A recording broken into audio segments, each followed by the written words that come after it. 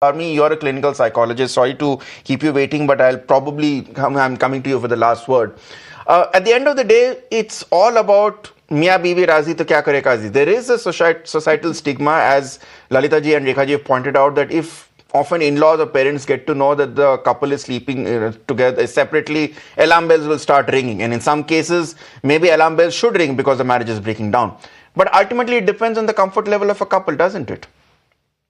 Absolutely. Let me just clarify, what is this sleep divorce? Especially in modern relationships, this concept of sleep divorce is becoming more common and even more acceptable.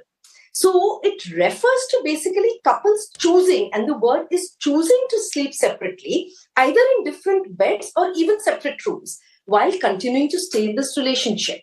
Now, sleep divorce is when we are consciously deciding, why are we sleeping apart? Is it due to personal comfort, lifestyle differences, or an emotional non-connect or conflict, or due to other reasons? So, if this sleep divorce is due to functional reasons, like we were all discussing, it could be different sleep schedules of the partners, snoring and sleep disorders, different sleep preferences, work and lifestyle differences, like we discussed, children and parenting needs, it is functional and it is a happy, healthy marriage, of which sleep divorce is a part of a functionality.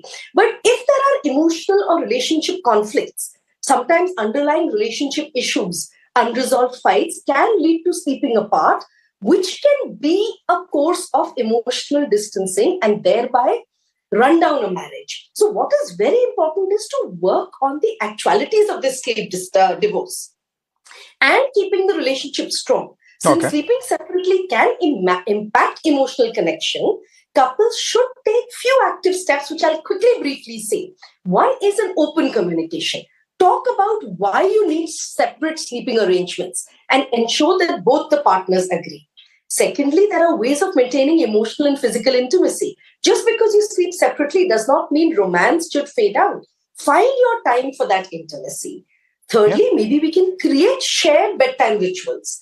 Even if you don't sleep at the same time, try reading together, sharing a cup of tea, or talking before bed. So a lot of this need not lead to emotional distance, which eventually may lead to more marital disharmony. So I think using sleep divorce as a functionality is much more worthwhile than letting it distance the couple. I have two very quick questions and I'll go to my two experts for joining me, but please give your answers in just 30 seconds to 1 minute because we're running short of time. Dr. Harish Shetty, how would you decide which couples you would advise sleep divorce to, or what cases would you not advise sleep divorce? Because as we have pointed out, there are several psychological and medical benefits also of sleeping together when it comes to enhancing bonding between couples.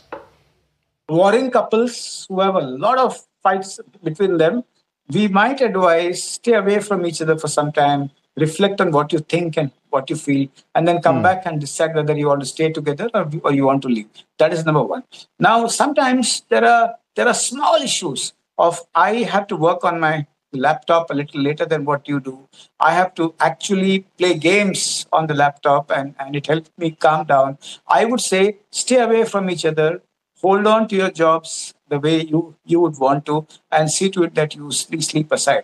If one of them says, I do not want to sleep alone, I would like to sleep together, and this is not helping me, then we do not advise sleeping away from each other. At the same time, when kids, small kids, if there are kids age 3 and 2, and they said, no, mommy, papa, you should sleep together because we love both of you on the bed along with us, then we do not advise sleeping away. Then if there's a chance, if there's a lot of violence, and a lot of violence and a lot of cases in the court. I think there are two takeaways I get from this discussion. There are two takeaways that we get from this discussion is that any decision to sleep together separately has to be consensual and only brought down to the two people in the relationship, that is the husband and the wife. Secondly, perhaps as guests have pointed out, sleep divorce is a negative term, gives a negative connotation. If sometimes taken some time apart makes your relationship healthier, why call it divorce, which signifies the end of a relationship? Thank you so much, Dr. Harish Shetty, Dr. Bhavna Barmi, and also Lalita ji and Rekha ji for staying with us through this debate.